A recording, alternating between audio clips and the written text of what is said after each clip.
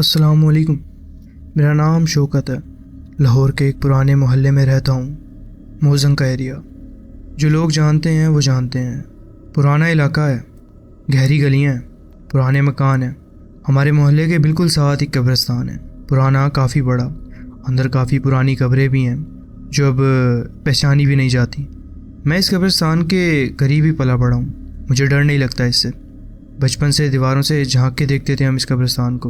बच्चे थे, माँ डांटती थी, वो बात अलग थी, लेकिन डर कभी नहीं था। ये अक्टूबर 2021 की बात है।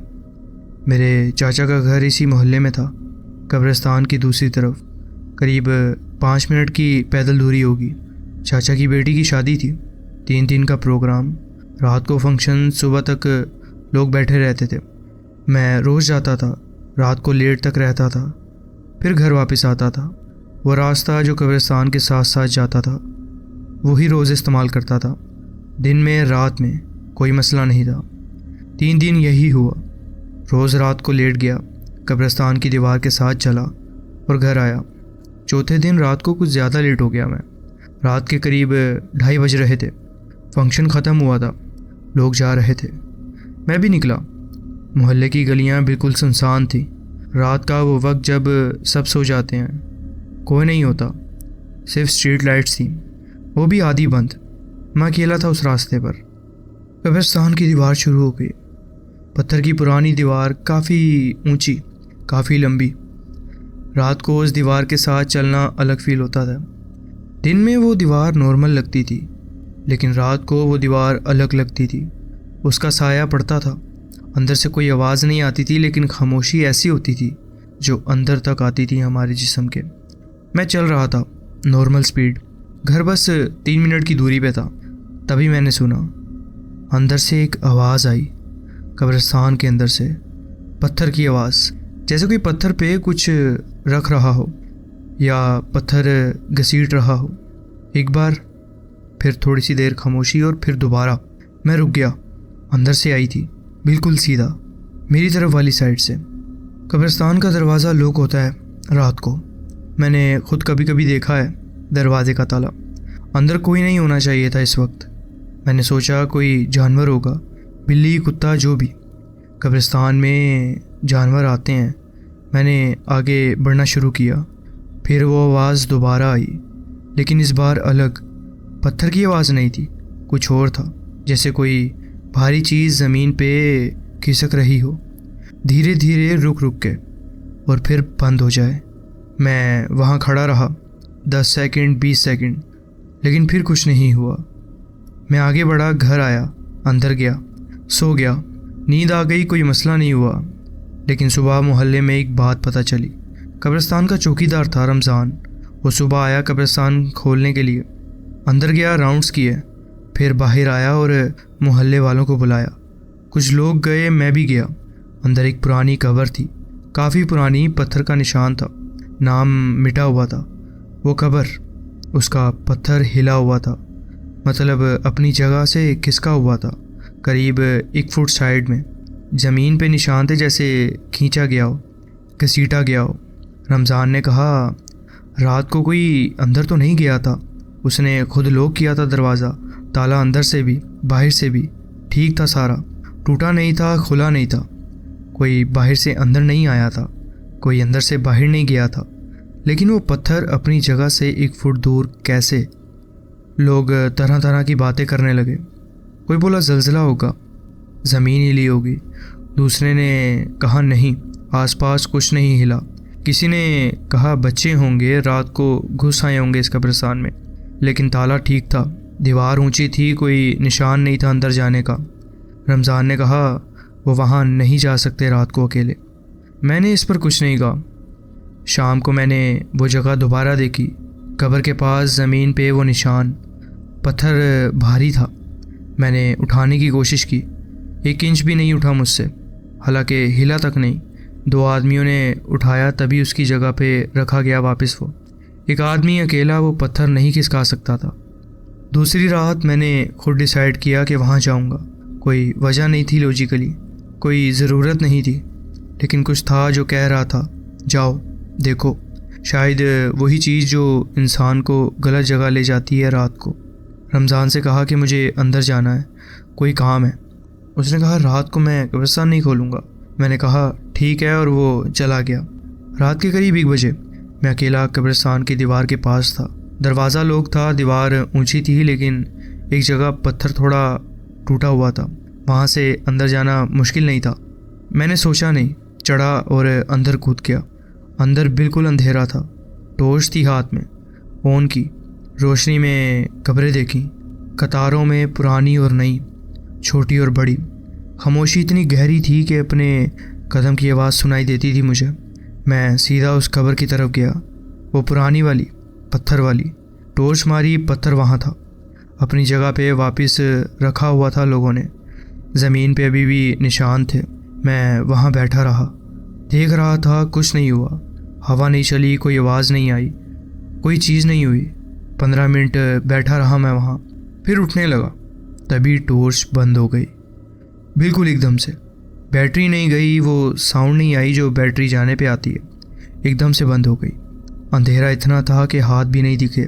मैंने टॉर्च को ऑन करने की कोशिश की, बटन दबाया, कुछ नहीं हुआ। दोबारा कोशिश की, लेकिन लाइट अब चल नहीं रही थी। अंधेरे में खड़ा रहा मैं। फिर वो आवाज़ आई, वो आवाज़ पत्थर की, घसीटने की, लेकिन इस बार बिल्कुल करीब थी, मेरे से 10 से 15 कदमों पे। धीमी, रुक रुक के, लेकिन क्लियरली कोई चीज़ ज़मीन पे खिसक रही थी। मैंने हाथ आगे बढ़ाया, कुछ नहीं मिला। 1 कदम आगे, फिर रुक गया मैं। अंधेरे में आगे बढ़ना और वो आवाज़ दोनों साथ नहीं हो सकता था। आवाज़ रुकी, खामोशी, फिर बिल्कुल मेरे पास से, इतना करीब कि अगर कोई खड़ा होता तो उसकी सांस सुनाई देती। वो आवाज़ फिर से शुरू हो गई, लेकिन अब और करीब, और करीब, सीधा मेरे पाँव के पास। मैंने एक काम किया जो शायद सही नहीं था। मैंने आवाज़ की तरफ नहीं देखा। मतलब टॉर्च बंद थी, अंधेरा था, देखने का सवाल ही नहीं था। लेकिन मैंने झुकने की कोशिश नहीं की, हाथ नीचे नहीं किया, जानने की कोशिश नहीं की कि क्या था मेरे पाँव के पास। सीधा मुड़ा, जिस तरफ से आया था उसी तरफ चल दिया। दीवार ढूंढी, चढ़ा, बाहर निकल गया। बाहर निकला तो टॉर्च ऑन की, और उस वक्त वो टॉर्च जल गई। बिल्कुल नॉर्मल, बिल्कुल ठीक, जैसे कभी बंद ही ना हुई हो। मैंने वापस अंदर नहीं देखा। घर आया, अंदर गया और दरवाज़ा बंद कर दिया। सुबह उठा तो पहला काम ये किया कि कब्रिस्तान की तरफ निकला। दिन का वक्त था, धूप थी, नॉर्मल डे था, लोग बाहर फिर रहे थे, लेकिन अंदर जाना था मुझे तो। रमज़ान वहाँ था, दरवाज़ा खुला हुआ था। मैंने कहा अंदर जाना है। उसने कुछ नहीं पूछा और जाने दिया। सीधा उस कब्र की तरफ गया। पत्थर जो कि फिर खिसका हुआ था थोड़ा सा, जबकि कल लोग वापस उसे अपनी जगह पर रख कर गए थे, अपनी जगह पर। अब फिर 1 फुट दूर पड़ा हुआ था। वही डायरेक्शन, वही तरफ, वही निशान ज़मीन पे, जैसे रात को फिर हुआ हो कुछ ना कुछ, फिर खींचा गया वो पत्थर। मैं वहाँ बैठा रहा, ज़मीन देखी, निशान फ्रेश थे, रात के, सूखे नहीं थे वो अभी तक पूरी तरह से। मतलब रात को हुआ था जब मैं अंदर था, या मेरे जाने के बाद। ये फिर से हुआ था। रमज़ान को बुलाया, उसने देखा और अब कुछ नहीं कहा उसने, ना कुछ बोला, सीधा बाहर चला गया। वापस आया तो एक पुराना आदमी साथ था, मोहल्ले का, काफ़ी उम्र दराज, दाढ़ी सफ़ेद। उसने आकर कब्र देखी, ज़मीन देखी, पत्थर देखा, फिर मुझे देखा। पूछा रात को तुम अंदर थे ना? मैंने कहा हाँ मैं था।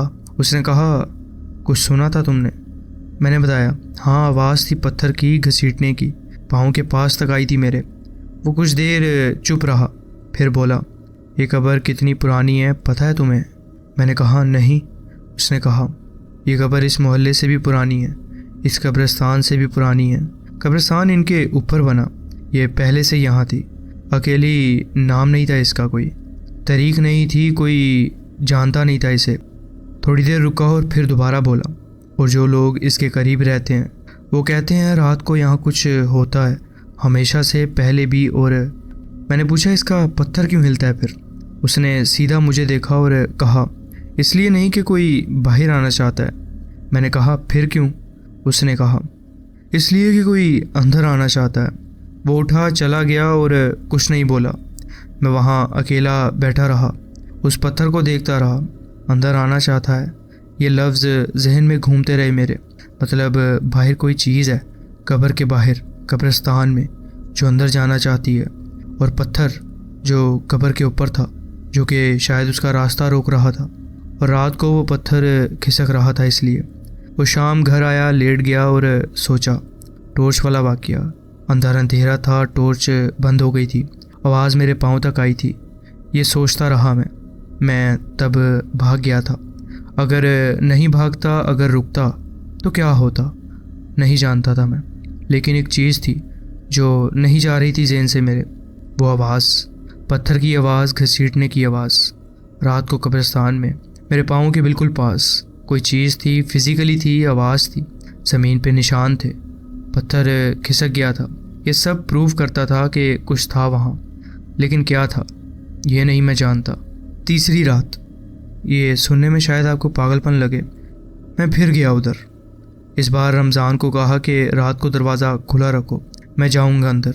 उसने मना किया पहले। मैंने कहा भाई काम है प्लीज़। उसने कहा ठीक है, लेकिन मैं साथ नहीं आऊँगा। मैंने कहा मत आओ, मैं अकेला ही जाऊँगा। रात के 12 बजे मैं अंदर गया। इस बार 2 टॉर्च थी, एक हाथ में, एक जेब में। एक्स्ट्रा बैटरीज ली थी। अंदर गया, उस कब्र तक गया। पत्थर अपनी जगह पर था। दिन में दोबारा उसे उसकी जगह पर रख दिया गया था। मैं वहाँ बैठा रहा, टॉर्च ऑन, सीधा कब्र को देखता रहा। कुछ नहीं किया, कुछ नहीं बोला, बस बैठा रहा। 1 घंटा कुछ नहीं हुआ।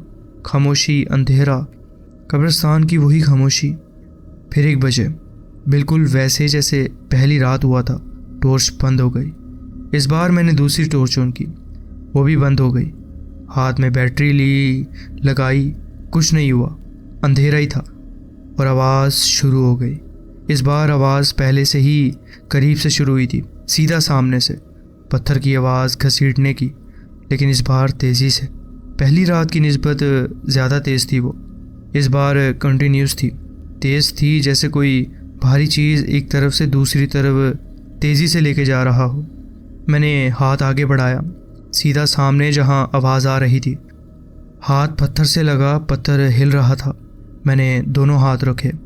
पत्थर जो कि मेरे हाथ के नीचे था, अंधेरे में, लेकिन फील हो रहा था, भारी, ठंडा, और हिल रहा था वो, धीरे धीरे लेकिन क्लियरली, जैसे कोई नीचे से धक्का दे रहा हो उसे, या खींच रहा हो।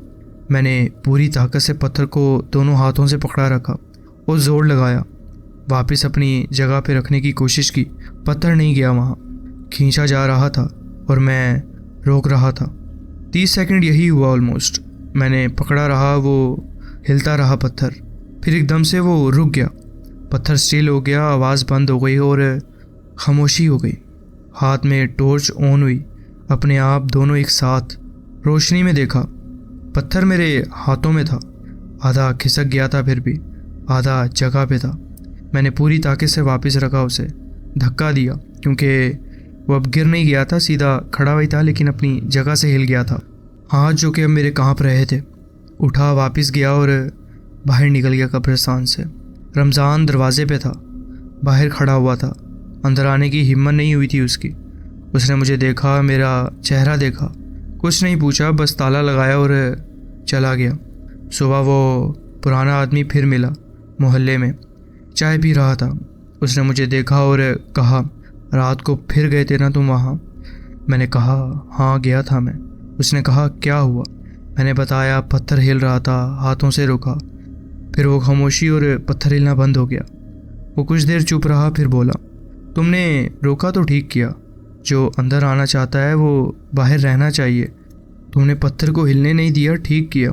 जब तक पत्थर है वहाँ, वो अंदर नहीं आ सकता। मैंने पूछा वो है क्या? उसने कहा नहीं पता, हमेशा से है, पहले भी लोग कहते थे यहाँ पे। मैं भी एक बार गया था, जवान था तब, मैंने भी सुना था, लेकिन मैं भाग गया था वहाँ से। कुछ देर रुका, चाय की प्याली रख दी, मुझे सीधा देखा। तुम नहीं भागे, तुमने रोका, इसलिए वो बंद हो गया उस रात। वो कब्रिस्तान आज भी वहाँ है, मुजंग में, मोहल्ले के साथ। मैं आज भी वहाँ रहता हूँ, वही गली, वही घर। रोज़ कब्रिस्तान की दीवार के पास से गुजरते हुए घर आता हूँ। दिन में नॉर्मल लगता है सब, लेकिन रात को वो खामोशी आज भी अजीब लगती है मुझे, वो ख़ास खामोशी। लेकिन एक चीज़ बदल गई है, रमज़ान ने बताया। जिस रात मैंने पत्थर रोका था, उसके बाद से पत्थर नहीं खिसका आज तक। 3 साल हो गए हैं। सुबह होती है और रमज़ान देखता है, लेकिन पत्थर वहीं मिलता है अपनी जगह पे। कोई निशान नहीं, कोई आवाज़ नहीं।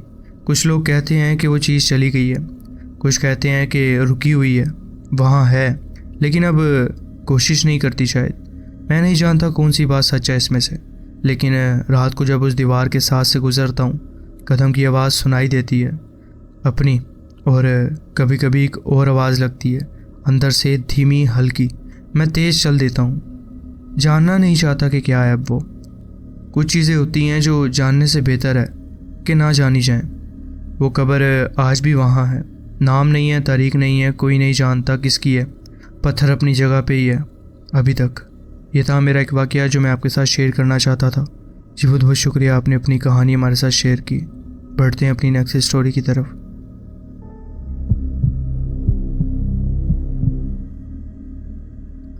अस्सलामुअलैकुम। मैं एक 26 साल की औरत हूँ।